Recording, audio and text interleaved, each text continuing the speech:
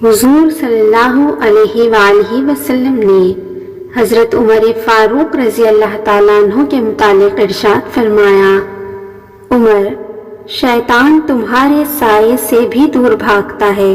نیز فرمایا: جس وادی سے عمر گزرتا ہے شیطان اس وادی سے دوسری وادی کو راہ فرار اختیار کر لیتا ہے۔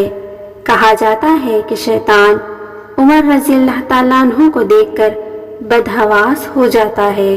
شیطان جب کسی بندے میں اپنی عداوت اور مخالفت کو جھانک لیتا ہے اور اس میں اپنی دعوت کی مخالفت دیکھ لیتا ہے تو وہ اس بندے سے مایوس ہو کر چھوڑ دیتا ہے اور دوسری طرف متوجہ ہو جاتا ہے، لیکن خفیہ طور پر اس کی طاق میں رہتا ہے۔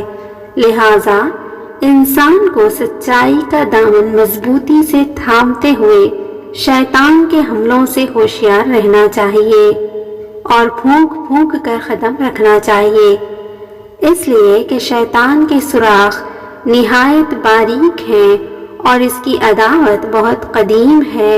وہ موقع پا کر انسان کے گوشت پوست میں خون کی طرح رواں دواں ہو جاتا ہے۔ حضرت ابو ہریرہ رضی اللہ تعالیٰ عنہ سے روایت ہے کہ وہ بڑھاپے میں یہ دعا مانگا کرتے تھے: یا اللہ، میں زنا اور قتل سے تیری پناہ چاہتا ہوں۔ ان سے پوچھا گیا کہ یہ عمر اور زنا قتل کا خوف؟